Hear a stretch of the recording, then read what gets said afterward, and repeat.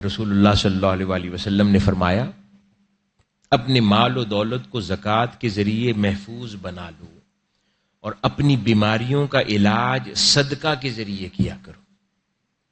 یعنی زکوٰۃ کے ذریعے اپنی جان و مال کو محفوظ کر لو، اور جب بیمار ہو جاتے ہو تو اس زکوٰۃ کے علاوہ جن صدقات کی بات ہوئی، خیرات عموماً سال بھر میں، اس کے ذریعے فرمایا کہ تم اپنی بیماریوں اور علاج سے حفاظت پالو، اور فرمایا کہ اپنی مصیبتوں کی لہروں کا سامنا دعا اور گریوزاری سے کیا کرو. یعنی کہ جب تم پر مصیبتیں آ جائیں، پریشانیوں میں مبتلا ہو جاؤ، تو اللہ کے حضور گریوزاری میں جھکا کرو، مناجات کیا کرو، رویا کرو، اور وہ تمہارا رونا اور دعا کرنا تمہارا ان مصیبتوں کے مقابلے میں ڈھال بن جائے گا اور وہ دیوار کی مانند ہو جائے گا. اور اپنی بیماریوں کا علاج صدقات کے ذریعے کیا کرو، اور اپنے جان و مال کی حفاظت زکوٰۃ کے ذریعے کیا کرو. اسی طرح حضرت عبداللہ بن معاویہ غادری رضی اللہ تعالیٰ عنہ بیان کرتے ہیں کہ حضور نبی اکرم صلی اللہ علیہ وآلہ وسلم نے فرمایا 3 کام ایسے ہیں کہ جو شخص انہیں سر انجام دے وہ ایمان کی حلاوت محسوس کرے گا. جو شخص یہ یقین رکھتے ہوئے ایک اللہ کی عبادت کرے کہ اللہ تعالیٰ کے علاوہ کوئی معبود نہیں، یعنی جو ہمارا عقیدہ توحید ہے. دوسری بات ارشاد فرمائی کہ اپنے مال کی زکوٰۃ ہر سال، اب اس میں اضافی الفاظ ہے، اپنے مال کی حفاظت ہر سال خوش دلی اور فراخ دلی سے ادا کرے. یعنی بامر مجبوری زکوٰۃ ادا نہ اس طرح کرے کہ 10 بار مفتی صاحبان سے مسئلہ پوچھے کہ کیسے پیسے بچتے ہیں، کس فارمولے کے تحت سب سے کم پیسے دینے پڑیں گے. نہیں، فرمایا کہ یہ ایمان کی حلاوت تب مل جائے گی کہ جب تم زکوٰۃ خوش دلی اور فراخ دلی سے دو. یعنی فارمولاز جان کر کے کم سے کم دینی پڑے کے طریق پر نہیں، بلکہ خوش دلی اور فراخ دلی سے ادا کرے. اور دوسرا فرمایا کہ بوڑھا، خارش زدہ، بیمار اور گھٹیا جانور زکوٰۃ میں نہ دے. حدیث شریف. اب کیونکہ اس زمانے میں تو جانوروں کے ریوڑ سے ہی زکوٰۃ دی جاتی تھی، تو اس لیے وہی مثال آقا علیہ الصلوۃ والسلام نے ارشاد فرمائی کہ بوڑھا، خارش زدہ، بیمار اور گھٹیا جانور زکوٰۃ میں نہ دے، بلکہ درمیانہ مال دے. بلکہ اب یہاں پر بھی اللہ پاک نے آسانی دی ہے حضور کے اس فرمان کے مطابق، یعنی درمیانہ مال دے. یقیناً اللہ تعالیٰ نے تم سے نہ تو بہترین مال مانگا ہے اور نہ ہی برا مال دینے کا حکم دیا ہے.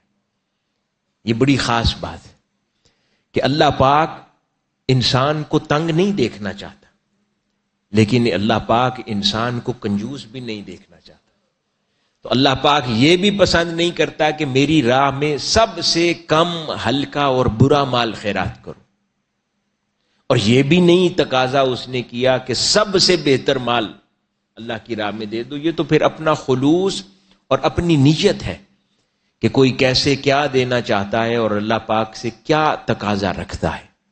لیکن جو زکوٰۃ کے لیے ڈیفائن کیا گیا، جس کو امام ابو داؤد اور امام طبرانی نے روایت کیا اس حدیث کو، وہ فرماتے ہیں کہ اللہ پاک تم سے درمیانہ مال مانگتا ہے جو اللہ کی راہ میں خرچ کیا جائے. اور اسی طرح جو صدقات ہیں ان کے حوالے سے بھی بہت ساری روایات، احادیث ہیں جو زکوٰۃ پر بھی جن کا اطلاق ہوتا ہے اور جنرل صدقات پر بھی ہوتا ہے، اور عمومی ہمارا اللہ کی مخلوق کی طرف مدد کرنے کے حوالے سے رویے پر وہ توجہ ہماری دلواتی ہیں. حضرت اسماء رضی اللہ تعالی عنہ روایت کرتی ہیں کہ رسول اللہ صلی اللہ علیہ وآلہ وسلم نے فرمایا خرچ کرو اور گن کر نہ دو، ورنہ اللہ تعالیٰ بھی تمہیں گن کر دے گا. خرچ کرو اور گن کر نہ دو، ورنہ اللہ تعالیٰ بھی تمہیں گن کر دے گا. اور ہاتھ نہ روکو، ورنہ اللہ تعالیٰ بھی تم سے اپنا ہاتھ روک لے گا.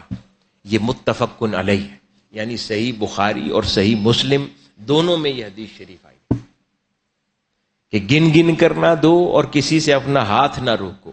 اگر گن کے دو گے تو اللہ بھی تمہیں گن کر دے گا، اور کسی سے ہاتھ روک لے گے تو اللہ پاک بھی تم سے اپنا ہاتھ روک لے گا. اسی طرح حضرت ابی ہریرہ رضی اللہ تعالیٰ عنہ سے یہ روایت ہے کہ رسول اللہ صلی اللہ علیہ وسلم نے فرمایا، اگر میرے پاس احد پہاڑ کے برابر بھی سونا ہوتا تو مجھے یہ بات بہت پسند ہے کہ 3 راتیں مجھ پر اس حال میں نہ گزریں کہ اس مال میں سے کچھ بھی میرے پاس موجود ہو، یعنی سب کچھ بانٹ دوں مگر صرف اتنا باقی رکھ لوں جس سے اپنے ذمہ واجب الادا قرض ادا کر سکوں. یہ بھی متفق علیہ، دونوں کتابوں میں روایت ہوئی. اسی طرح حضرت ابو ہریرہ رضی اللہ تعالیٰ عنہ سے ہی روایت ہے کہ رسول اللہ صلی اللہ علیہ وسلم نے فرمایا، اللہ تعالیٰ فرماتا ہے، اے ابن آدم تو مخلوق خدا پر خرچ کر تو میں تیرے اوپر خرچ کروں گا. تو مخلوق خدا پر خرچ کر تو میں تیرے اوپر خرچ کروں گا. اس حدیث کی شرح حضرت ملا علی قاری رحمۃ اللہ علیہ بیان فرماتے ہیں کہ اس حدیث مبارکہ میں در حقیقت یہ ارشاد فرمایا جا رہا ہے کہ جو فنا ہونے والا مال ہے اسے خرچ کر دو تاکہ باقی رہ جانے والا مال اللہ تمہیں عطا کر دے.